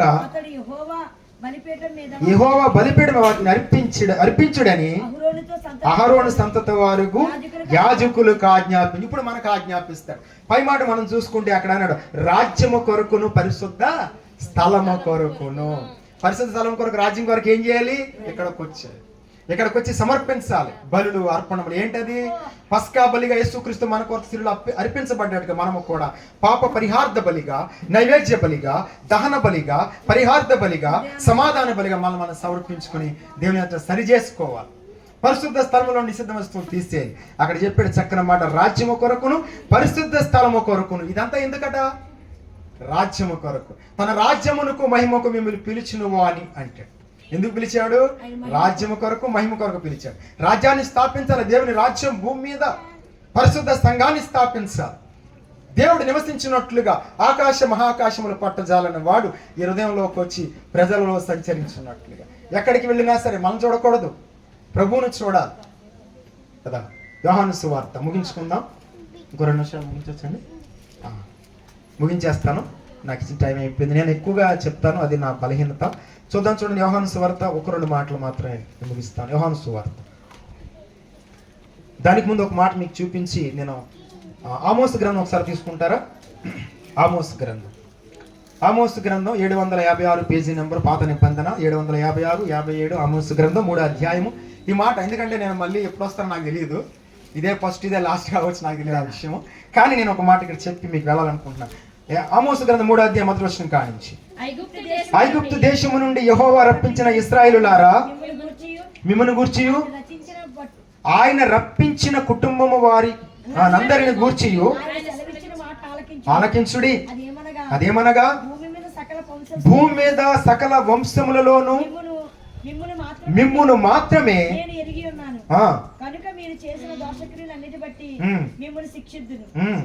కదా ఇలా చేస్తాడు.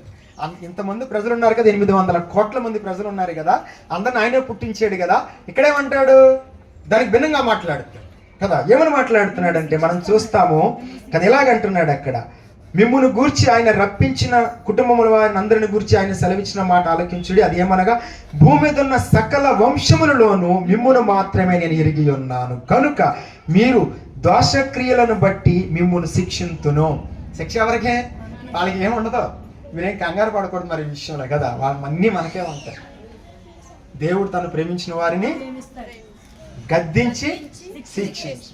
దేవుడు తను ప్రేమించిన వారిని గద్దించి, గద్దింపులు శిక్షలు మనకే. ఇప్పుడు శారద గారు ఎవరిని శిక్షిస్తారు? వారి పిల్లలు. నేను నా పిల్లలు. పక్కోళ్ళ పిల్లలు పెట్టి కొడుతూ ఊరుకుంటారా కదా? ఇప్పుడు దేవుడు వాళ్ళ దగ్గరికి ఎందుకు వెళ్తాడు? వాళ్ళకి అన్ని వర్షం తలుపు ఉంటుంది, ఎండ ఉంటుంది, అన్నీ ఉంటాయి. మంచివారి మీద, చెడ్డవారి మీద, నీతిమంతుల మీద, అనీతిమంతుల మీద, వాళ్ళకి అన్నీ కూడా. కానీ వారికి తెలియదు ఆ సంగతి. అర్థమవుతుందా మీకు? వారికి అన్ని సమృద్ధిగా దొరుకుతాయి, వారు స్తుతించరు, వారికి తెలియదు. శిక్షేమో మనకి. ఎందుకని? మనం ఆయన కాదు కాదు కాదు కాదు కాదు కాదు ద్వితీయోపదేశ కాండం ఈ మాట చదువుకున్న 14వ అధ్యాయం అనుకుంటా. ద్వితీయోపదేశ కాండము ఇలా నేను వాక్యాన్ని ఇలా వెళ్ళిపోతా ఉంటాను, ముగించేస్తాను. చూడండి, ద్వితీయోపదేశ కాండం 14వ అధ్యాయం అనుకుంటా. ఈ మాట చదువుదామా? ద్వితీయోపదేశ కాండం 14వ అధ్యాయం 1వ వచనం. అది బిడ్డలు కనుక, దేవుని బిడ్డలం కనుక మనల్ని గద్దిస్తున్నాడు. శారద గారు ఆయన పిల్లల్ని గద్దిస్తాడు కదా, అందరికీ కదా, మనకి ఫస్ట్ వాక్యం, మనకే శిక్షలు, అన్నీ మనకే, హెచ్చరికలు మనకే, అన్నీ మనకే కదా, శ్రమలు మనకే, అన్నీ మనకే. అందుకే లేవియా కాండంలో మనం చదివినటువంటి 23వ అధ్యాయములో, ఆ దినములు మిమ్మల్ని మీరు దుఃఖపరచుకునుడి. తండ్రిని నేను దుఃఖపరిచానేమో ఒకవేళ, ఎందుకు నాకు స్థితి దాపరించింది? నీ మహిమ కొరక. యోబు ఎటువంటి నేరం చేశాడని దుఃఖం ఆయనకి. ఏ నేరమో చేయలా, ఆయన ఏ నేరం చేయలే ఆయన కదా. కాబట్టి దేవుడు మనల్ని హెచ్చరిస్తున్నాడు, గద్దిస్తున్నాడు. ఈ గద్దింపులు మనం తీసుకోవాలి. నేను ఎక్కడి నుంచి వెనక్కి వచ్చాను మర్చిపోయాను. ఆమోష గ్రంథం నుంచి వెనక్కి వచ్చాను కదా. ఎక్కడికి వెళ్ళాలనుకున్నాం? యోహాను సువార్తకి. యోహాను సువార్త మాట చదువుకుని మనం ముగించుకుంటా ప్రయత్నం చేద్దాం. చాలా వాక్యం ఉంది కానీ ముగించేస్తాం. చూడండి, యోహాను సువార్త. దేవుడు నాకు ఇచ్చిన ఆధిక్యత, ఎంతసేపు అయినా వాక్యం చెప్పగలుగుతాను. దేవుడు నాకు ఇచ్చిన అది ఎంతసేపు అయినా వాక్యం తొడుక్కోను కదా. లేఖనాల్లో ఎక్కడ ఏమున్నాయో అన్నీ కూడా. ఎందుకని? గొప్పవాడినా కాదు, దేవుడి గొప్ప కనికరం. ఎవరి మనసు నా మీద ఆనుకున్నో, ఎవరి మనసు, దాని అర్థం ఏంటి? అందరి మనసు ఆనుకోదని. ఆనుకుంటే చెప్తాడు, ఇది ఇలాగా, అది ఇలాగా, ఇది ఇలాగా, అది ఇలాగని చెప్తా ఉంటాడు. మనకేం తెలుస్తుంది? దేవుని వాక్యం మనకు తెలుస్తుందా? ఎవరికి తెలుస్తుంది? ఆయనే చెప్పాలి, మనకేం తెలియదు. యోహాను సువార్త మాట చెప్తాడు కదా, 14వ అధ్యాయం అనుకుంటున్నాను. 14వ అధ్యాయము. నాకు ఎక్కువ లేఖనాలు ఏమీ తెలియదండి, అలా దేవుడి జ్ఞాపకం వెళ్ళిపోవడం. ఈ మాట చదువుకుందామా? 23వ వచనం, 14-23 యోహాను సువార్త.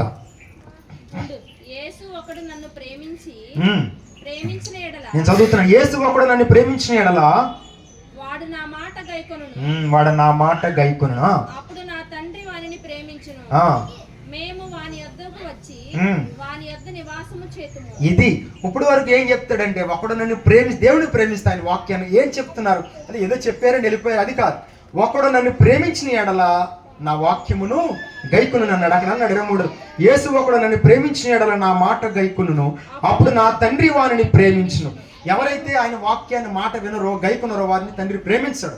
ఎప్పుడైతే యేసు మాట వింటామో, గైకుంటామో, అప్పుడు తండ్రి వాడిని ప్రేమిస్తాడు. అప్పుడు వాళ్ళిద్దరు ఏం చేస్తారని చెప్పాడు 23వ వచనంలో. అంటే వాని, నేను చదువుతున్నాను, యేసు ఒకడు నన్ను ప్రేమించిన ఎడల వాడు నా మాట గైకొనును, అప్పుడు నా తండ్రి వానిని ప్రేమించును, మేము వాని వద్దకు వచ్చి వాని యొద్ద నివాసము చేతుము అని చెప్పాడు. తండ్రి కుమారుడు కూడా మన దగ్గరికి రావాలి. అందుకని పరిశుద్ధ స్థలములో నుండి నిషిద్ధమైన వస్తువులను కొనుక్కోండి కదా. రాజ్యమును తత పరిశుద్ధ స్థలం నిర్మించాలనుకున్నాడు. ఇది దేవుని వాక్యము. ఈ వాక్యాన్ని బట్టి మనం సరి చేసుకుందాం. అలా దేవుని మనల్ని సరిచేస్తున్నగాక. నిజముగా నా హృదయంలో వాక్యం చెప్పినందుకు మాత్రం గొప్పవాడిని కాదు సుమా, నేను మీకంటే ఎక్కువగా పరీక్షించుకోవాలి. ఎదుటి వారికి బోధించేది నీవు నీకు నీవే బోధించుకునవా అన్నాడు పౌలు రోమాపత్రికలో. ఈ బోధ ఎవరికి? మొట్టమొదట నాకు, నా తండ్రితో నేను అంటాను, నువ్వు ఇక్కడికి వచ్చి మాట్లాడు, నేను ఇక్కడి నుంచి వింటానంటాను. నువ్వు ఇక్కడికి వచ్చి మాట్లాడు, నేను ఇక్కడి నుంచి వింటాను. ఆయన మాట్లాడాలి, మనం వినాలి. ఆయన చెవులు తెరవాలి, కన్నులు తెరవాలి, హృదయాన్ని తెరవాలి, నోరు తెరవాలి. ఇశ్రాయేలు నీ నోరు బాగుగా తెరవము, నేను దానిని నింపుతానంటాడు కదా. మనం సిద్ధంగా ఉండాలంతే. బల్లలోనికి వెళదాం. ఓకే, అందరూ దయచేసి మోకరించి విన్న వాక్యాన్ని బట్టి పరిశుద్ధ స్థలం ఉందా? పరిశుద్ధ స్థలములో నిషిద్ధమైన వస్తువులు ఏమైనా ఉన్నాయా? కాబట్టి ప్రతివాడు తను తాను పరీక్షించుకుని అంటాడు. ఇక్కడ అలా పరీక్షించుకుందాం. మోకరించి అతను మీరు దీవించండి, ఆశీర్వదించండి. ప్రభువా, మీరు అప్పగింపడిన రాత్రి పాత్రను ఎత్తుకుని కృతజ్ఞతలు చెల్లించారు. ఇది మీ రక్తము వలన క్రొత్త నిబంధన. మేము దీనిలో త్రాగినప్పుడల్లా నిన్ను దేవాన్ని జ్ఞాపకం చేసుకోవాలని ఈ పాత్రను మాకు అప్పగించారు. వందనాలు చెల్లిస్తూ పాత్రను మీరు దీవించి ఆశీర్వదించమని కోరుతూ కృతజ్ఞత చెల్లిస్తూ మహిమ చెల్లిస్తూ యేసుక్రీస్తు నామములో ప్రార్థించి అడిగి వేడుకుంటున్నాము తండ్రి. నా శరీరము తిని నా రక్తము త్రాగువాడే నిత్యజము గలవాడు, అంచెదినమున నేను వాడిని లేపెదను అని చెప్పాం. కనుక మా ప్రభువా, నీ శరీరాన్ని మాకు ఆహారముగాను నీ రక్తాన్ని పానీయముగా ఇచ్చావు. నా శరీరము నిజమైన ఆహారము, నా రక్తం మమ్మల్ని జ్ఞాపకం చేసుకుని మేము నా తండ్రి భూమి మీద ఉన్నంతకాలం నీకు రాజ్యమునకు మహిమకు మనం నడిపించడానికి ఈ విధముగా మమ్మల్ని చెప్తున్నందుకై నీ స్తోత్రములు. ఈ ప్రత్యేక సమయంలో బల్ల మీద మిగిల్చబడిన నీ శరీరమును గూర్చి నీ రక్తమును గూర్చి ప్రార్థిస్తున్నాం. ఈ సంఘంలో, చారిత్రక సంఘంలో, అలాగే మా ప్రాంతాల్లో, మా రక్త సంబంధంలో, బంధుమిత్రుల, స్నేహితులలో, అనేకుల్లో రక్షణ లేని ప్రజలు ఎంతోమంది ఉన్నారు. వారి నిమిత్తము నీ శరీరము రక్తం మిగిల్చబడి ఉన్నదని నమ్ముతూ వారందరికీ ఇటు భాగ్యము దయచేయండి. అలాగే మేము పాలు పొందుతున్న మేము కూడా ఈ రక్షణ కడవరకు కాపాడుకుంటూ నీ పోలికలోకి మార్చబడి నా దేవ నిన్ను భూమి మీద మహింపరచువారుగా, నీ రాజ్యవ్యాప్తిలో మేము వాడబడేవారుగా ఉండడానికి కృప దయచేయమని కోరుతూ తదుపరి సమయాన్ని మాకు ఆశీర్వాదకరంగా చేయమని నీ సహాయం కోరి కృతజ్ఞత చెల్లిస్తూ యేసుక్రీస్తు నామములో ప్రార్థిస్తున్నాము తండ్రి. ఆమేన్. మిగిలిన సమయము మీనాక్షి గారు నడిపిస్తారు. ఇంతవరకు చక్కటి వర్తమానం వింటూ మనం బలపరచబడ్డాము. అందరి బట్టి దేవునికి మహిమా ఘనత కలుగును గాక. మనందరి పక్షాన, నా కుటుంబ పక్షాన దైవజనునికి హృదయపూర్వకమైన వందనాలు తెలియజేస్తున్నారండి. చక్కటి వర్తమానము. దేవుని రాజ్యం కొరకు, ఆయన మహిమ కొరకు మనల్ని దేవుడు హెచ్చరిస్తూ, ఆయన ప్రేమించి మనల్ని రక్షించి ఆయన నడిపిస్తున్నారు. మన హృదయంలో ఉన్న నిషిద్ధమైనవి తీసేయాలని దేవుడు ఈ మధ్యాహ్న కాల సమయంలో మంచి వర్తమానం ఇచ్చారు. మరి ఇసుకే ఎలాగైతే దేవుని మందిరంలో ఉన్నాయి నిషిద్ధమైనవి తొలగించమని చెప్పారో, అలాగే యేసు ప్రభు వారు కూడా దేవాలయం దగ్గరకు వచ్చి నిషిద్ధమైనవి ఎలాగైతే తీసివేయమని చెప్పారో, దేవుడు వాక్యం మధ్యాహ్న కాల సమయంలో మీతో నాతో కూడా అలాగే నేను మాట్లాడుతూ మన హృదయంలో ఉన్నవన్నీ కూడా నిషిద్ధమైనవన్నీ కూడా దేవుడు తీసేయమని చెప్పారు. అవి లోకములో నుండి వచ్చినవి అన్ని దేవుడు కూడా తెలియజేశారు. కాబట్టి చక్కటి వర్తమానం దైవజనులు మనకు అందించారు. అందును బట్టి దేవునికి మహిమ. అలాగే బలలో కూడా సహాయపడుతూ బల కార్యక్రమంలో కూడా మనకు దైవజనులు తోడుగా ఉంటూ వచ్చినందుకు మరొకసారి దైవజనునికి హృదయపూర్వకమైన వందనాలు తెలియజేస్తున్నామండి. మనందరం కూడా లేచి నిలబడి దేవునికి కానుకలు సమర్పించుకుందాము. మరి ఒక పాట దైవజనులకే ఇద్దాము. చక్కటి స్వరం ఉంది కాబట్టి పాట పాడతారు. మనం అందరం కూడా దేవునికి కానుకలు సమర్పించుకుందాం.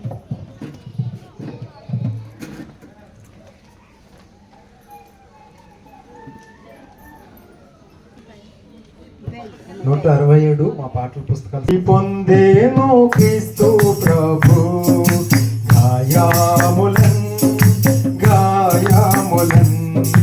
నా కొరకై పొందేను క్రీస్తు ప్రభు స్వరూపమైన సొగసైన లేదు దుఃఖపరి చూడాయను స్వరూపమైన సొగసైన లేదు దుఃఖపరి చూడాయను వ్యాధిగ్రస్తుడుగా వ్యాకులమొందెన్ వీక్షించి తిప్పిరి ముఖముల్ వ్యాధిగ్రస్తుడుగా వ్యాకులమొందెన్ వీక్షించి తిప్పిరి ముఖముల్ గాయాములన్ నా కొరకై పొందేను క్రీస్తు ప్రభు గాయాములన్ నా కొరకై పొందేను క్రీస్తు ప్రభు మా రోగములను మా దుఃఖములను మనకై తానే భరించే మా రోగములను మా దుఃఖ మొత్తబడెను పబడెను ఎంతో శ్రమనుందే మనకై మొత్తబడెను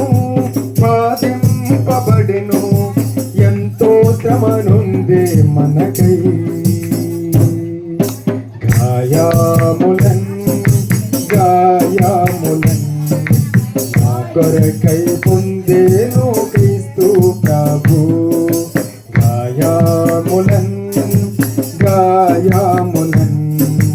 నా కొరకై పొందేను క్రీస్తు ప్రభు.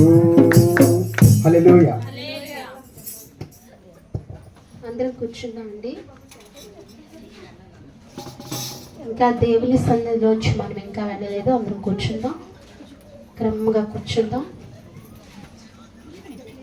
ఇంతవరకు దేవుడి ఆరాధన కార్యక్రమాన్ని ఆయన నామములో మహిమకరంగా జరిగిస్తూ వచ్చిన దేవత దేవుడికి మనం హృదయపూర్వకంగా దేవుని సన్నిధిలో ఉండాలండి.